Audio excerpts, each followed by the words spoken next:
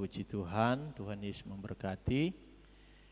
Kita berjumpa lagi ya setelah beberapa minggu kita harus meniadakan perkumpulan jemaat di dalam gedung gereja ini. Tapi oleh kemurahan Tuhan, oleh pertolongan Tuhan, kita kembali lagi pagi hari ini berkumpul untuk beribadah kepada Tuhan. Puji Tuhan, saya yakin semua kita datang pagi hari ini ya, kita dalam keadaan yang diberkati oleh Tuhan. Puji Tuhan. Mari pagi hari ini kita merenungkan firman Tuhan. Ayat yang akan kita renungkan pagi hari ini terambil di dalam Yeremia pasal 17. Yeremia pasal 17, mari saudara bisa membuka dan mengikuti pembacaan ini di dalam ayat yang ke-5 sampai ayat yang ke-8. Yeremia 17 ayat 5 dan 8. Ya. Yeremia 17 ayatnya yang ke-5. Beginilah firman Tuhan, terkutuklah orang yang mengandalkan manusia, yang mengandalkan kekuatannya sendiri, dan yang hatinya menjauh daripada Tuhan. Ia akan seperti semak bulus di padang belantara. Ia tidak akan mengalami datangnya keadaan baik. Ia akan tinggal di tanah angus di padang gurun, di negeri padang asin yang tidak berpenduduk. Diberkatilah orang yang mengandalkan Tuhan, yang menaruh harapannya pada Tuhan. Ia akan seperti pohon yang ditanam di tepi air, yang merambatkan akar-akarnya ke tepi batang air, dan yang tidak mengalami datangnya panas terik, yang daunnya tetap hijau, yang tidak khawatir dalam tahun kering, dan yang tidak berhenti menghasilkan buah. Ya, puji Tuhan. Nah, saudara,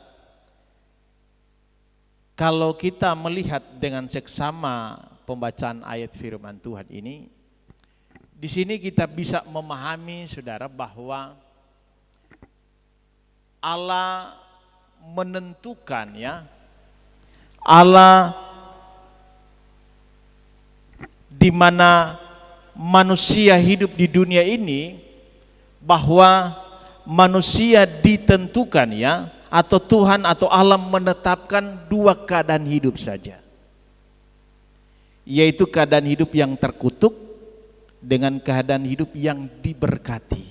Hanya dua saja keadaan hidup manusia di dunia ini. Saudara tidak bisa menambah lagi keadaan hidup yang lain, atau saudara tidak bisa mengurangi. Saya mau hanya keadaan hidup yang diberkati. Tapi hanya dua. Dan keadaan hidup yang telah ditetapkan oleh Allah ini adalah sebuah keadaan hidup yang sudah terpola. Ya. Sehingga ini menjadi sesuatu yang nyata di dalam kehidupan manusia.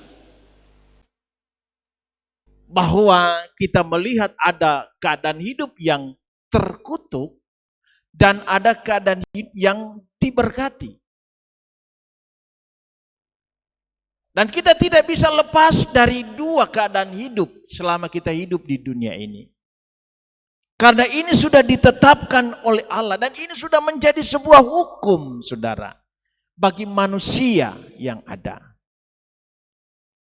Dan ingat, ya, saya katakan bahwa dua keadaan hidup ini akan kita lihat saat ada kesukaran dunia. Dan kesukaran dunia ini itu seperti menjadi sebuah cermin bagi manusia untuk dia bisa melihat saya ini dalam keadaan hidup seperti apa. Apakah dalam keadaan hidup yang terkutuk atau yang diberkati.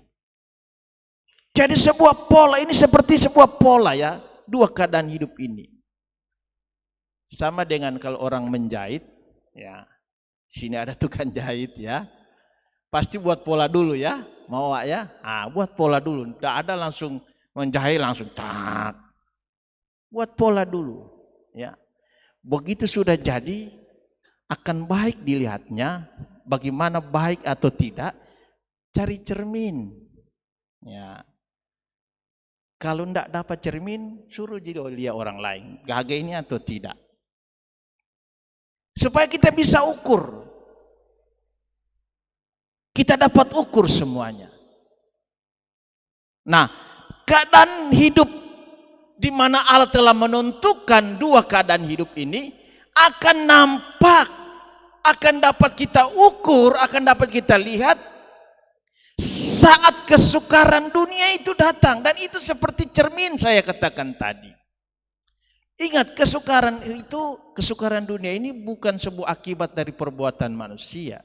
Tapi inilah keadaan hidup di dunia ini, saudara. Dunia yang dapat binasa, bumi yang kita tempati ini tidak kekal. Dan bumi yang kita tempati ini berisi dengan kesukaran. Kalau datang musim hujan, datang musim kemarau, itu bukan akibat dari satu orang, dua orang, memang sudah musimnya. Sekarang musim apa? Pandemi. Ya. Pandemi ini tidak hanya ini kali terjadi ya. Sudah sering terjadi beberapa waktu yang lalu dalam kehidupan atau sejarah kehidupan manusia. Dan dalam catatan sejarah ada yang lebih parah dari keadaan ini, saudara. Dalam catatan sejarah ada keadaan pandemi yang lebih parah dari yang kita alami. Bahkan zaman Israel sekalipun, ya, pandemi ini juga terjadi. Nah, kita lihat saudara, karena manusia telah masuk dalam ketetapan Allah di mana manusia diperhadapkan dengan dua keadaan hidup, yaitu keadaan hidup yang terkutuk atau keadaan hidup yang diberkati. Ini tergantung bagaimana kita menyikapi Tuhan. Apakah kita andalkan Tuhan atau tidak? Sepele sebenarnya, tapi dampaknya besar. Orang yang tidak mengandalkan Tuhan, maka dia harus berada dalam sebuah keadaan hidup yang terkutuk. Karena di luar Tuhan tidak ada kehidupan. Tanpa Tuhan manusia tidak bisa berbuat apa-apa. Yang ada adalah sebuah keadaan hidup yang terkutuk. Nah, kita belajar dulu ya. Dari dua keadaan hidup ini, yang pertama kita lihat bagaimana keadaan hidup manusia yang terkutuk. Yaitu sebuah keadaan hidup di mana manusia tidak lagi mengandalkan Tuhan. Yang diandalkan adalah kekuatannya sendiri, yang diandalkan orang lain. Saya ingin katakan, saat ini semua lambang-lambang kekuatan duniawi, semua lambang-lambang kekuatan manusia itu rontok, berguguran, semua jatuh. Tidak ada yang bisa diandalkan hari-hari ini. Bahkan orang-orang hebat sekalipun, dengan segala kekuatan finansial ekonomi yang dia punya, semua berjatuhan ya. Tidak ada yang bisa diandalkan ya di masa ini, saudara. Tapi itulah keadaan hidup yang tidak mengandalkan Tuhan. Di luar Tuhan tidak ada yang bisa memberikan jaminan kehidupan manusia. Dan kita melihat, saudara, bagaimana orang-orang yang mengalami keadaan hidup yang terkutuk, yaitu mereka tidak lagi mengandalkan Tuhan. Itu gambarannya seperti di ayat yang ke-6 ya. Kita lihat ya. Saya berdoa pada Tuhan, Tuhan bukakan ya pengertian apa makna dari gambaran-gambaran di ayat ini. Ayat 6. Orang yang hidup terkutuk itu ia diumpamakan atau digambarkan seperti ia akan seperti semak bulus di padang belantara. Semak bulus, saya memahami Tuhan, apa itu semak bulus? Saya dapati ternyata semak bulus itu ya, semak, saudara tahu semak-semak ya. kalau saya gambarkan seperti pohon itu, kalau dikatakan semak bulus itu sama seperti pohon yang sudah kering.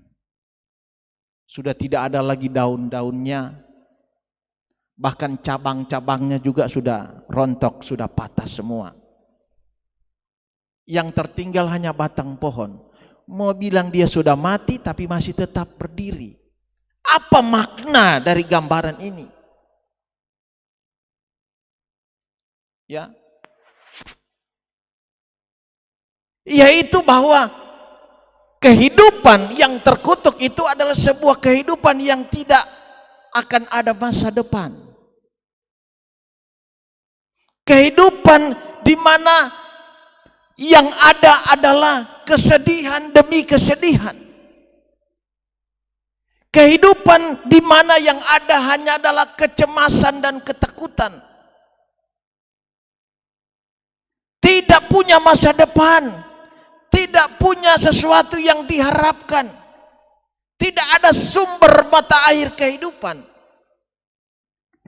Inilah keadaan semak bulus. Bahkan di kalimat sudahnya, ia tidak akan mengalami datangnya keadaan yang baik. Ini bukan berbicara soal kesukaran dunia, ya. Ini berbicara keadaan hati, ya, keadaan batin seseorang, ya. Orang yang dalam keadaan yang terkutuk itu hatinya selalu galau, cemas. Terus dihantui dengan keadaan-keadaan ini tadi. Terus dihantui, saudara. Bahkan terus dikatakan ia akan tinggal di tanah angus, di padang gurung, di negeri padang asing yang tidak berpenduduk. Dia mengalami kesunyian. Hilang sukacita, hilang damai sejahtera dengan keadaan hidup ini, saudara. Dan betapa mengerinya keadaan hidup seperti itu. Hanya terjadi oleh sebab hal yang sepele, yaitu tidak mengandalkan Tuhan. Sepele saja, saudara. Tapi akibatnya fatal.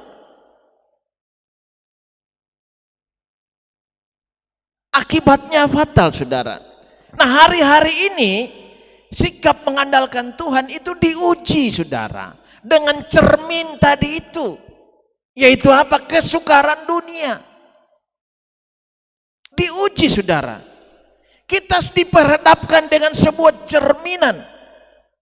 Apakah kita dengan kesukaran dunia yang sedang melanda umat manusia, kita andalkan Tuhan atau tidak?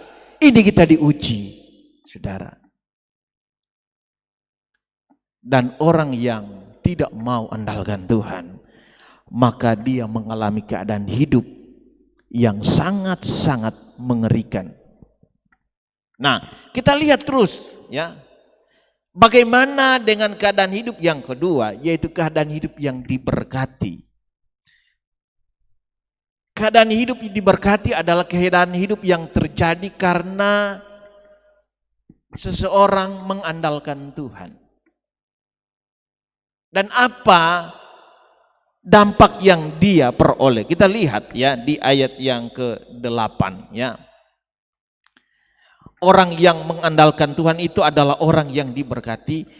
Dia digambarkan seperti pohon yang ditanam di tepi air, yang merambatkan akar-akarnya ke tepi batang air, dan yang mengalami datangnya panas terik dan yang tidak mengalami datangnya panas terik, yang daunnya tetap hijau. Ya.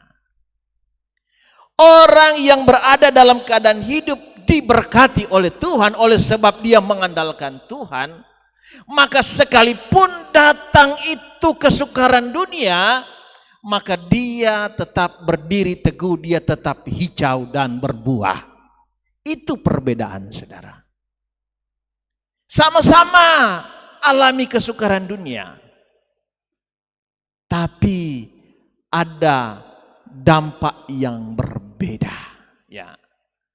Ada hasil yang berbeda oleh sebab sikap yang ditunjukkan, yaitu dia mengandalkan Tuhan. Nah, ini menjadi penting bagi anak-anak Tuhan, bahwa jika kita adalah anak-anak Tuhan yang setia, maka terus kita pelihara sikap-sikap yang baik seperti ini, yaitu mengandalkan Tuhan. Nah, sekarang menjadi pertanyaan, bagaimana sikap yang tidak mengandalkan Tuhan dan bagaimana sikap yang mengandalkan Tuhan? Saya ambil di Alkitab banyak contoh ya, tapi saya ambil 2 saja ya dari contoh-contoh yang ada di Alkitab, yaitu tentang Raja Saul dan Daud. Kedua tokoh ini dua-dua raja. Tetapi ada hal yang berbeda dari kedua tokoh ini, di mana kedua tokoh ini mengalami keadaan hidup yang berbeda. Saul, saudara tahu sejarah dari Saul, bahwa Saul mengalami keadaan hidup yang terkutuk. Dan Daud adalah seorang raja yang mengalami keadaan hidup yang diberkati. Orang yang terkutuk sama seperti Saul. Seperti apa orang yang tidak mengandalkan Tuhan itu? Ya, kalau kita lihat dari sejarah Raja Saul ya, di dalam 1 Samuel pasal yang ke-15, apa yang Saul lakukan? Ya, sehingga dia mengalami keadaan hidup yang terkutuk ini. Ya, di sana dikatakan ya bahwa sebenarnya Saul itu diperintahkan Tuhan ya untuk memerangi bangsa Amalek dan memusnahkan seluruh bangsa Amalek. Tidak ada yang disisakan. Tetapi akhirnya ya, begitu Saul mengalahkan bangsa Amalek, mulai timbul keinginan manusianya. Dia mulai mengandalkan keinginannya. Dia mulai berpatok kepada apa yang dipikirkannya, bukan apa yang dipikirkan oleh Allah. Dia mulai pilih, oh kalau ternak-ternak yang bagus jangan. Dia pilih ya orang-orang yang hebat, dia tidak musnahkan. Padahal Allah perintahkan musnahkan semua. Jangan ada yang disisakan. Tapi dia pilih. Sepertinya baik tindakan dari Saul. Tapi ternyata tindakan dari Saul itu adalah sebuah tindakan yang tidak mengandalkan Tuhan. Nah, orang ternyata yang tidak mengandalkan Tuhan, dia lupa dengan perintah Tuhan. Saul, dia sudah abaikan perintah Tuhan. Dia tidak lagi mau ingat dengan perintah Tuhan.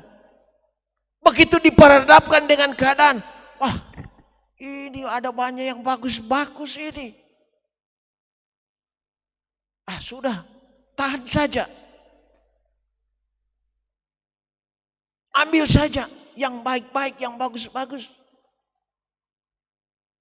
Orang yang tidak mengandalkan Tuhan, dalam ikantannya sudah tidak ada lagi firman. Dia tidak lagi berjalan di dalam tuntunan firman. Saudara tahu akibat konsekuensi dari sikap seperti ini, dia adalah orang yang terkutuk. Dia lupa semua dengan firman Tuhan. Dia lupa dengan Tuhan. Dia abaikan semua perintah-perintah Tuhan. Dia tidak mau lagi ingat Tuhan. Mulai dia bersandar kepada pengertiannya sendiri. Tetapi orang yang mengandalkan Tuhan seperti Daud, ya. Kalau saudara lihat sikap yang Daud tunjukkan ya, bagaimana Daud menghadapi ya peperangan melawan Goliat ya, seorang yang bertubuh besar. Apa yang Daud katakan ya, kalau saudara lihat ayat yang ke-45 di 1 Samuel pasal yang 17, Daud katakan kepada Goliat, engkau mendatangi aku dengan pedang dan tombak dan lembing, tetapi aku mendatangi engkau dengan nama Tuhan semesta alam. Ini perkataan orang yang mengandalkan Tuhan. Sebenarnya Daud bisa banggakan, ya. Saul pernah tanya kepada dia sebelum dia menghadapi Goliat. Saul tanya, kamu ini bisa apa Daud? Apa yang ngana hebat ini kok ngana mau lawan Goliat? Daud bilang, oh saya ini terbiasa ya dalam mengalahkan domba, mengalahkan singa yang besar. Saya kalahkan, saya cabik-cabik, saya robek-robek itu singa. Daud punya kelebihan, Daud punya kemampuan. Tetapi Daud tidak andalkan itu. Daud hanya berkata ya kepada Goliat, aku mendatangi engkau dengan nama Tuhan semesta alam. Orang kalau dia memiliki sikap hidup mengandalkan Tuhan, lihat saja dari apa yang dia katakan. Ya. Orang yang memiliki sikap hidup yang tidak mengandalkan Tuhan, lihat saja dari apa yang dia ucapkan. Akan kelihatan saudara, kalau orang yang tidak mengandalkan Tuhan semua karena saya. Oh, kalau saya sampai hari ini ada karena saya mampu, karena saya kuat. Usaha saya berhasil itu karena saya begini, semua karena saya bukan karena Tuhan. Kalau saya ini hari ini sehat karena saya, karena saya bisa menjaga, merawat tubuh saya. Tetapi kalau orang yang mengandalkan Tuhan, semua oleh karena kemurahan Tuhan. Sama seperti Daud. Dia punya kemampuan, dia punya kehebatan, tapi dia tidak andalkan. Daud hanya berkata, hanya karena nama Tuhan aku bisa memerangi engkau. Semua karena kemurahan Tuhan. Jadi orang kalau mengandalkan Tuhan, di segala tempat dan di segala waktu dia tetap ingat Tuhan, ya. Saat dia bangun tidur dia ingat Tuhan, ya. Bukan dia mau pikir apa yang kita mau bikin ini hari, apa yang saya mau kerja, tidak. Dia ingat Tuhan dulu. Saat dia mau melangkahkan kaki keluar rumah dia ingat Tuhan, ya. Apalagi di masa-masa pandemi ini, ya. Saudara keluar rumah akan dilihat apakah saudara orang yang mengandalkan Tuhan atau tidak. Ya. Kalau orang yang mengandalkan Tuhan dia akan berkata, Tuhan tuntun saya, proteksi saya, jauhkan saya dari wabah virus ini. Tak, diambil masker, tak pakai, jalan dia tanpa ada rasa takut. Tapi kalau orang yang tidak andalkan Tuhan, dia cuma bingung, dia pakai masker, pakai double itu masker, jangan cuma 2, 5 kalau perlu. Obat napas bagaimana itu? Cuma itu yang dia lihat. Jangan ngana baku sontong. Lihat orang sana, anak dia, lihat kiri, lari lagi. Lihat depan ada orang, lihat. Itu orang yang tidak andalkan Tuhan. Panik. Kacau dia. Tapi bukan berarti saya andalkan Tuhan, biar saya tidak pakai masker, biar kita mau follow itu penyakit corona. Bodoh sendiri itu kalau tak jangke.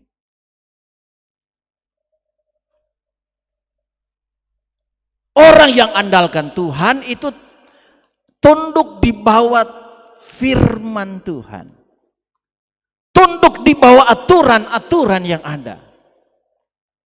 Bukan kasih tunjuk jago, saudara. Bukan kasih tunjuk hebat, bukan, saudara. Kalau mau kasih tunjuk hebat, Daud bisa kasih tunjuk hebat saat itu sama Goliat. Tapi Daud tidak lakukan itu. Karena Daud belajar mengandalkan Tuhan, ya. Kita belajar, saudara, andalkan Tuhan. Nah, di dalam kitab Amsal berkata begini, saudara. Amsal pasal yang ketiga, saudara lihat. Amsal pasal yang ketiga.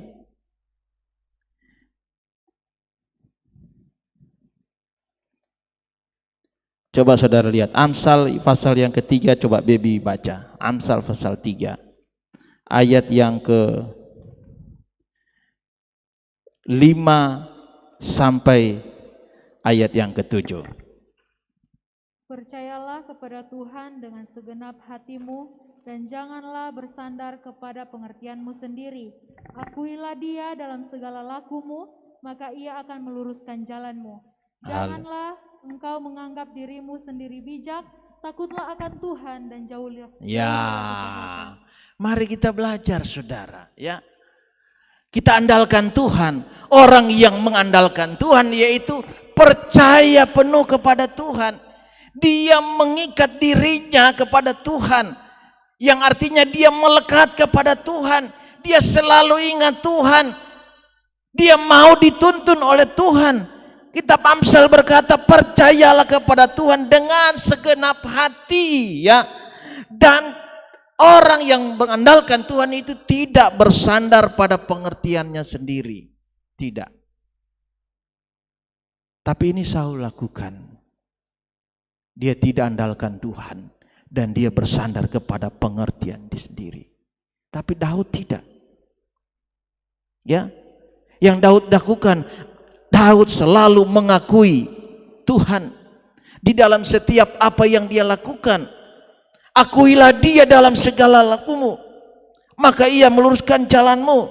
Ya, Daud tidak menganggap, ayat 7, Daud tidak menganggap dirinya sendiri bijak, tidak.